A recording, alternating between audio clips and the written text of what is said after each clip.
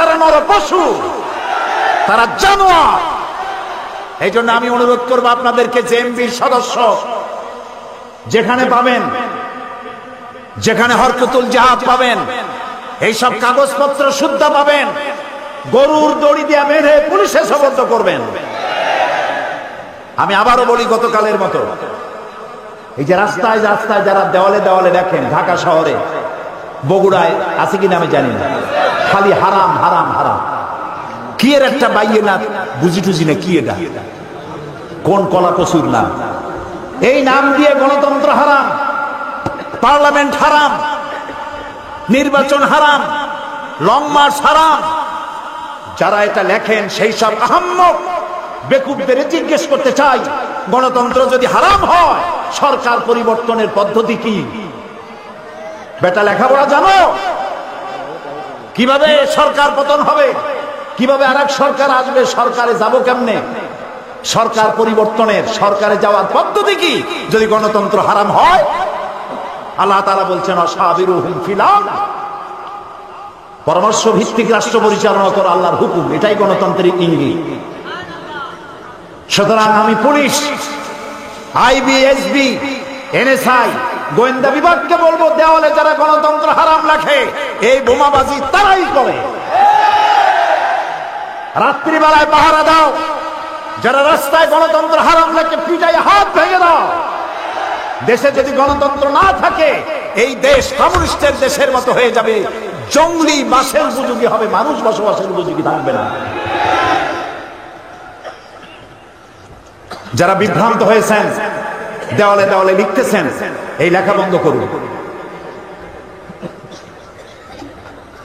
সারা দেশে এই ধরনের দেওয়ালে লিখে যে পয়সা খরচ করেছেন, এই পয়সা দিয়ে শাড়ি কিনা গরিব মেয়ে লোকদের দিলে অনেক সওয়াব হইত। যে সব এলাকায় আর্সেনিক যুক্ত পানি খাইতে পারে না, সেখানে টিউবওয়েল বানাই দিলে সওয়াব হইত। গণতন্ত্র হারাম করিয়া নিজেকে জাহান্নামের জন্য তৈরি করেছে। প্রিয় ভাই সব, সারা দেশে এই বোমা আতঙ্ক এবং বোমা মারার যে একটা পদ্ধতি শুরু হয়েছে, এ ব্যাপারে আপনাদের চোখকে সতর্ক রাখতে হবে।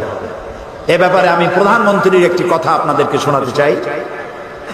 গত বাজেট সেশনে কনক্লুশন বক্তব্যে দেশের মাননীয় প্রধানমন্ত্রী তিনি বলেছিলেন, লন্ডনে যখন বোমা বিস্ফোরণ হলো, তাদের সিসিটিভি আছে সব স্টেশনে, সিসিটিভি দিয়ে টিভি ফুটেজ থেকে তারা বের করে ফেলেছে কোন স্টেশন থেকে কয়জন উঠছিল, পকেটে কি ছিল, ফালাইছে কোথায়, পালাইছে কোথায়, সব ধরে ফেলেছে।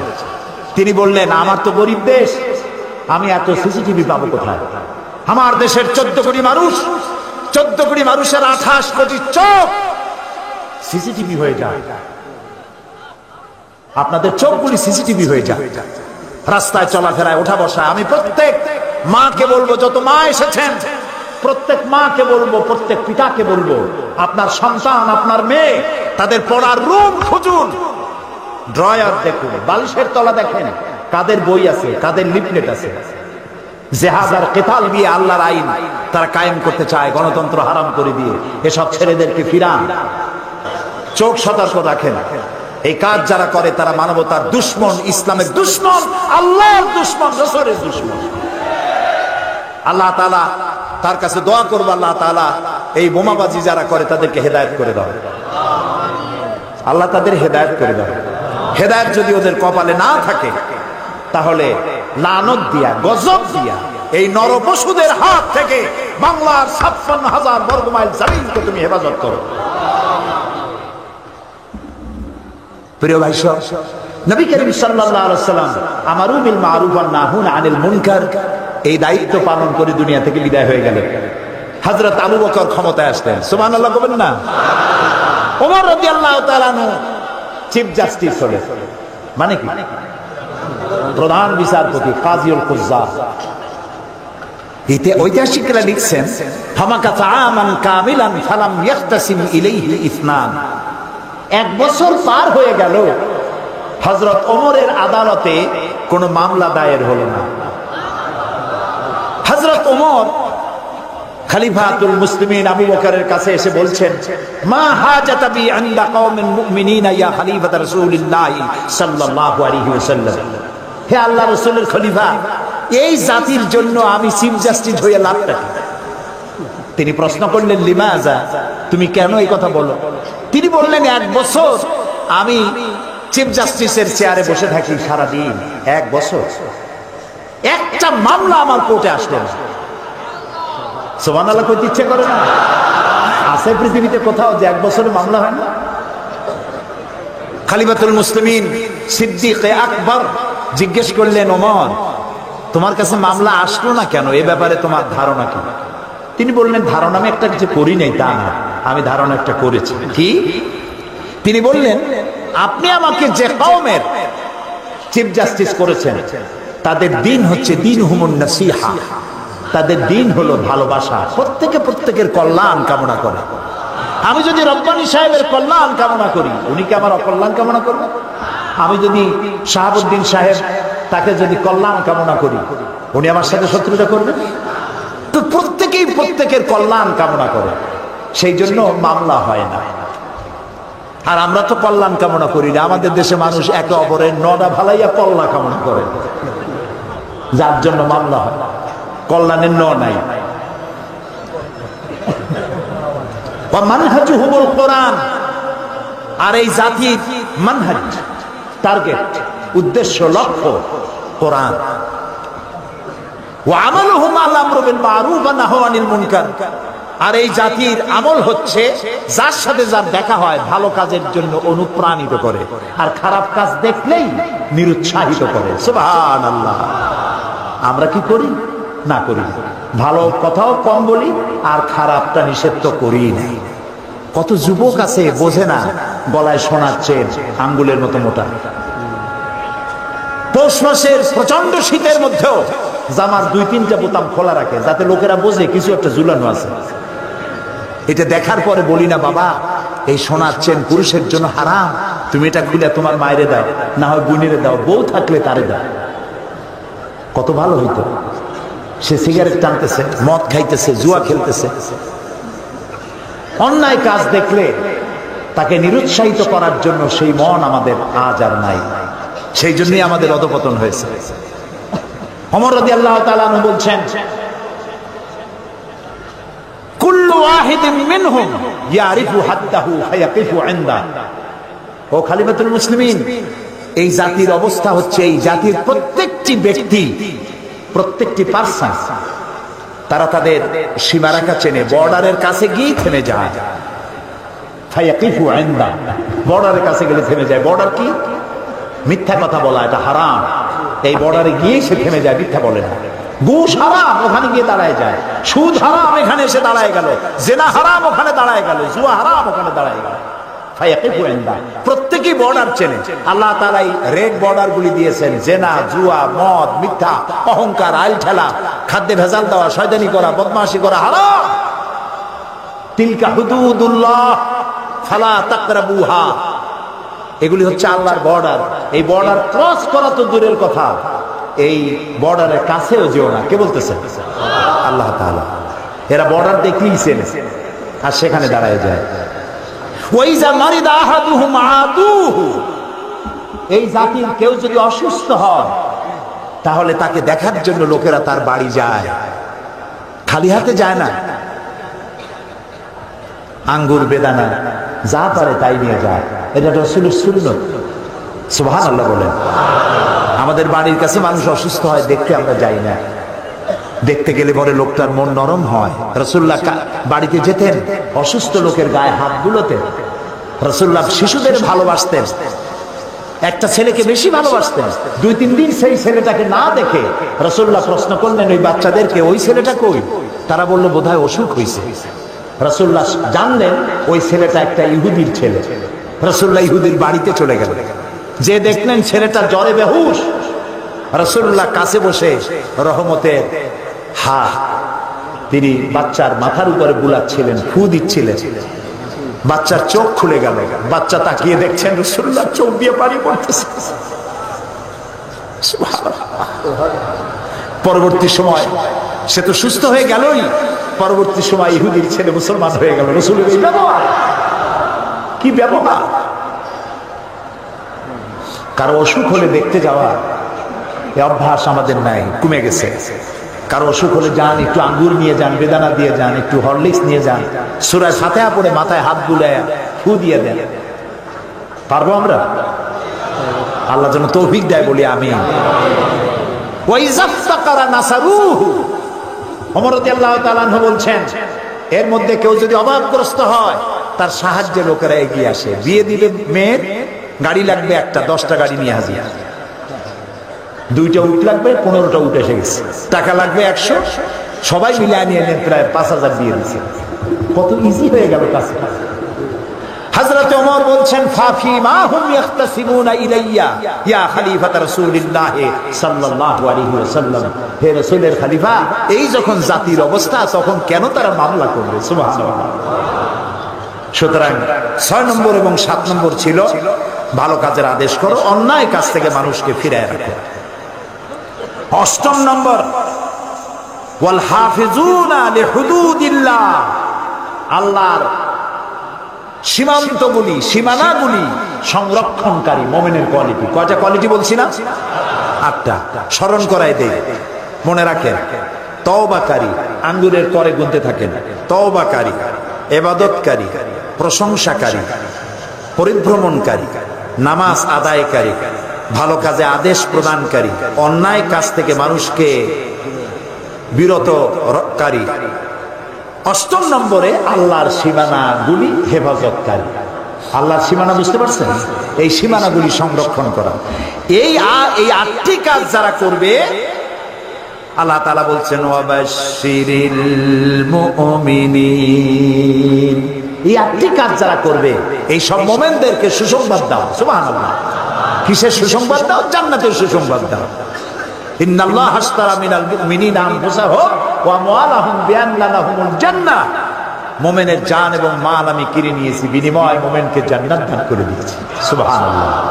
এই 8টি জিনিস আমরা যেন কোরআন থেকে আমাদের জীবনে ধরে রাখতে পারি, এ তৌফিক আল্লাহ যেন আমাদেরকে দান করে দেন। এই ছিল দুদিন ব্যাপী আলোচনার জিস্ট। মুমিন হতে হলে এই 8টি কোয়ালিটি আমাদের মধ্যে আনতে হবে। আল্লাহ যেন আমাদেরকে তা দেন, আমরা বলি আমিন। প্রিয় ভাই সব, আমি এখন মোনাজাত করব। মোনাজাতের আদব হলো বসা। দাঁড়ানো ভাইরা সবাই বসেন, আর আপনাদের মধ্য থেকে কেউ যদি হাঁটে, বসা মানুষেরা দাঁড়ানো মানুষে বসায় দেয়। আল্লাহুম্মা আমিন। রব্বানা যালামনা أنفسنا وإن لم تغفر لنا وترحمنا لنكونن من الخاسرين سبحانك اللهم وبحمدك نستغفرك ونتوب إليك হায় আল্লাহ তাআলা, তোমার আরশে আজিম থেকে রহমতের নজরে বগুড়া ঈদগাহ ময়দানের দিকে, এই জনসমুদ্রের দিকে তোমার রহমতের নজর দিয়া তাকায় দেখো আল্লাহ তাআলা।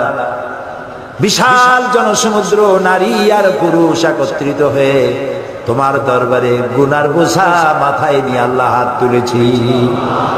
রব্বুল আলামিন, সারা জীবন ধরে বুঝে হোক না বুঝে হোক আল্লাহ শয়তানের ওয়াসওয়াসায় পড়ে যৌবনের সময় বর্তমান সময় পর্যন্ত বহু গুনাহ করেছি, নাফরমানি করেছি। আল্লাহ দয়া করে জিন্দেগীর সকল গুনাহ খাতা আমাদের মাফ করে দাও। রব্বুল আলামিন, আমাদের মধ্য থেকে আমাদের মা বাপ যাদের মারা গেল, কোন হালতে আছে জানি না, আল্লাহ কবরগুলিকে জান্নাতের টুকরায় পরিণত করে দাও। রব্বির হামহুমা কামা রব্বায়ানি সগীরা, পড়েন সবাই, রব্বির হামহুমা কামা রব্বায়ানি সগীরা। হায় আল্লাহ তাআলা,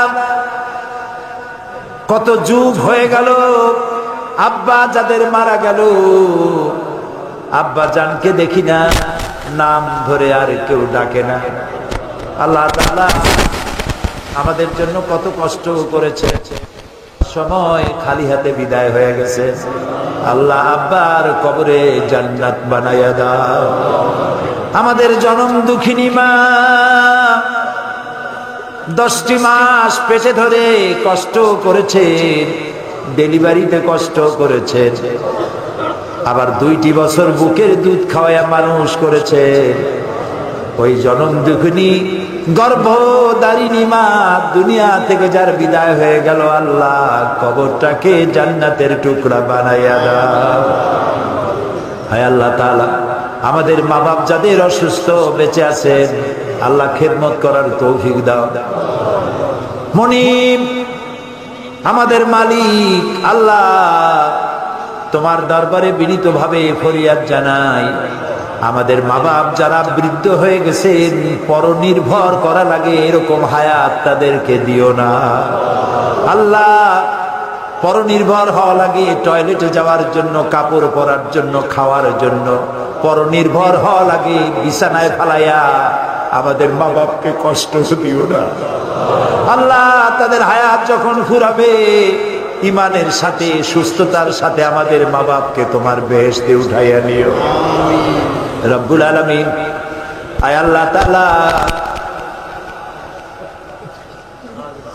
দিন যত শেষ হতে থাকে, সমস্ত সরকারি অফিসগুলি বন্ধ হতে থাকে,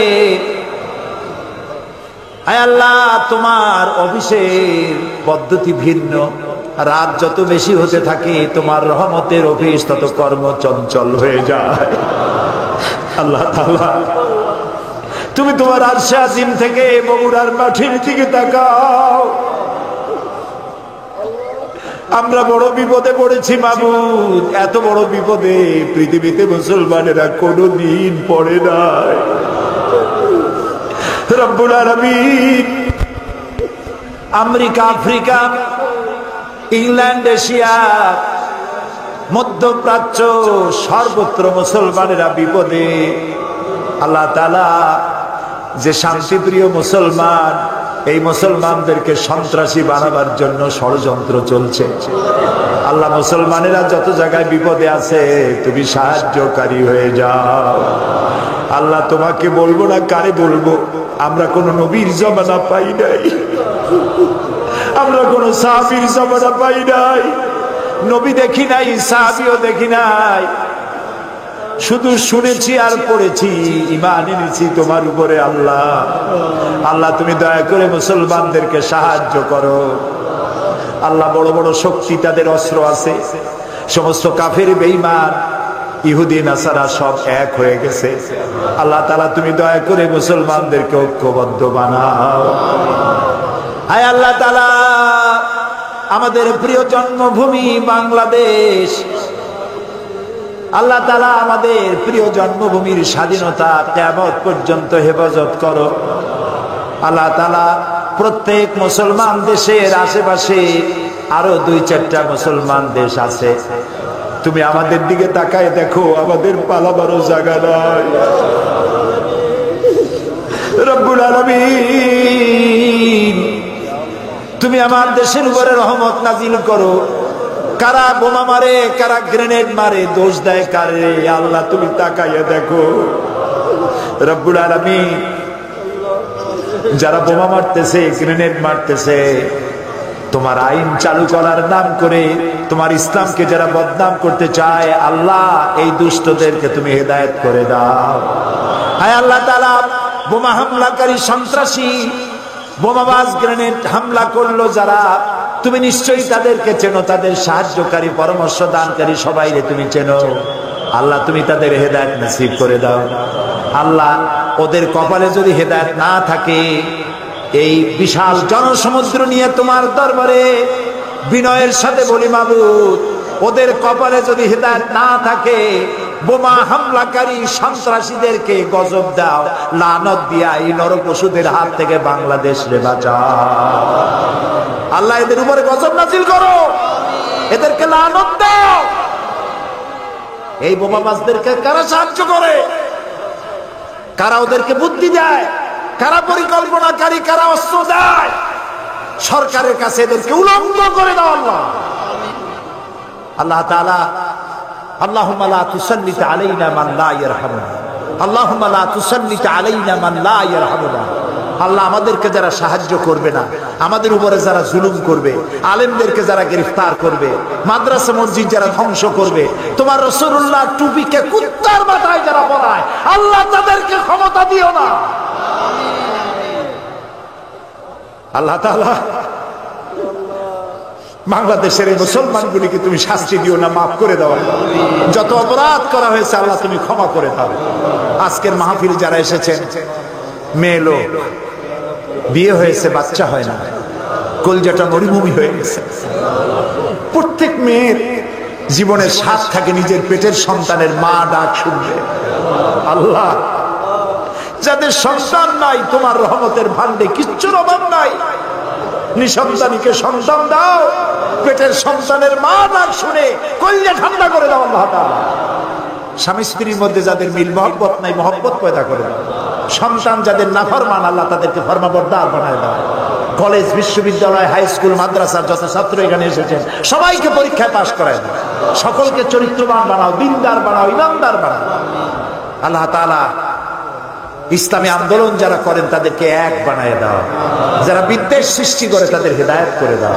আল্লাহ তাআলা বগুড়ার মাটি তুমি কবুল করো, ইসলামের ঘাঁটি বানায় দাও, পারস্পরিক মহব্বত বৃদ্ধি করে দাও, ব্যবসায়ীদের ব্যবসায় বরকত দাও। আল্লাহ, এটা গরিব দেশ, আল্লাহ তাআলা তুমি আমাদের মাঠ ভরা ফসল দাও, আমাদের নদী, হাওর, বিল, খাল ভরা মাছ দাও, আমাদের গাছ ভরা ফসল দাও, আর আমাদের সমস্ত মুসলমান নরনারীর বুক ভরা ঈমান দাও। কয়েক সেকেন্ড আমি আপনাদের জন্য ছেড়ে দিলাম। মাথা নিচু করুন, চক্ষু বন্ধ করুন, যার যা বলার আছে প্রাণ খুলে বলুন। দোয়া ফেরত হবে না, আল্লাহ দোয়া কবুল করবেন ইনশাআল্লাহ।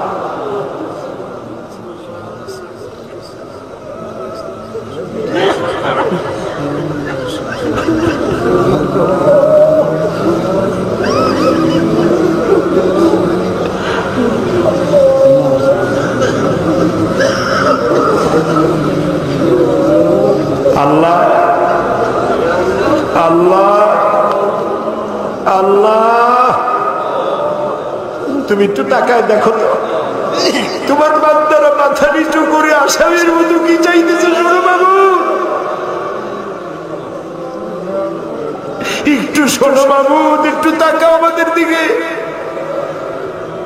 আল্লাহুম্মা লা তারুদ্দানা খাইবিন, আল্লাহুম্মা লা তারুদ্দানা খাইবিন। আল্লাহ তাআলা একেবারে কিছুটা দিয়ে কালিয়াতে বেরোত দিও না বাবু।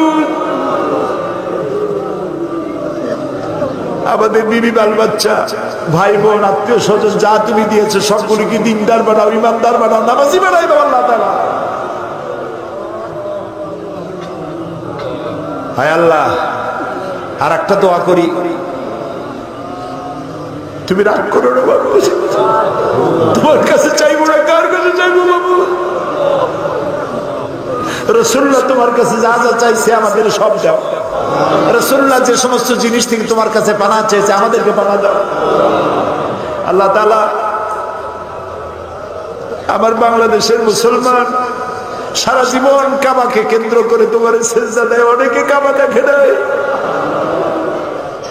অনেকে তোমার রাসূলের রওজা দেখে নাই।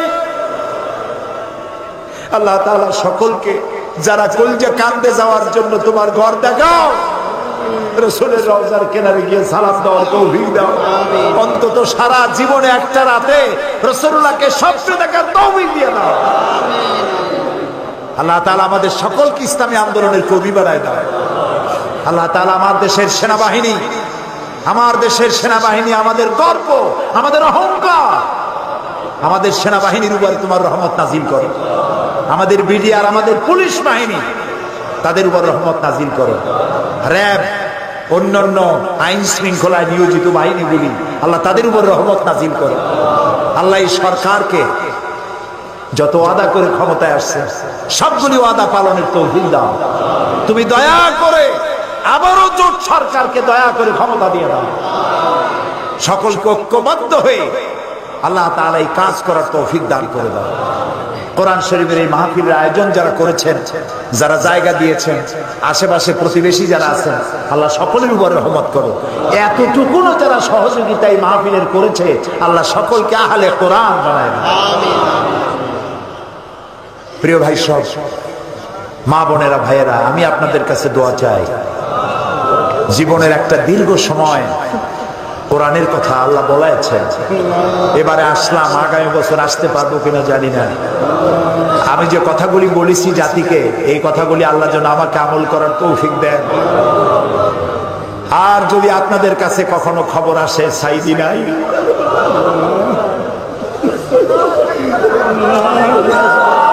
আমি আপনাদের কাছে দোয়া চাইব,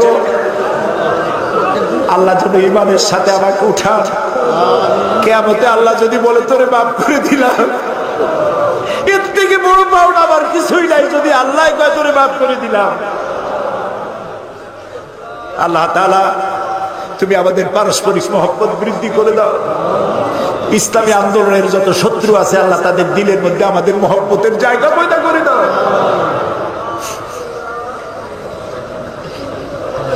হায় আল্লাহ, আমরা এই বিশ্বাস নিয়ে হাত নামাচ্ছি যে তুমি আমাদের সব কথা শুনেছ এবং সমস্ত দোয়া তুমি কবুল করেছ। ربنا تقبل منا إنك أنت السميع العليم وتب علينا إنك أنت التواب الرحيم سبحان ربك رب العزة عما يصفون وسلام على المرسلين والحمد لله رب العالمين واجعل آخر كلامنا عند الموت لا إله إلا الله محمد رسول الله।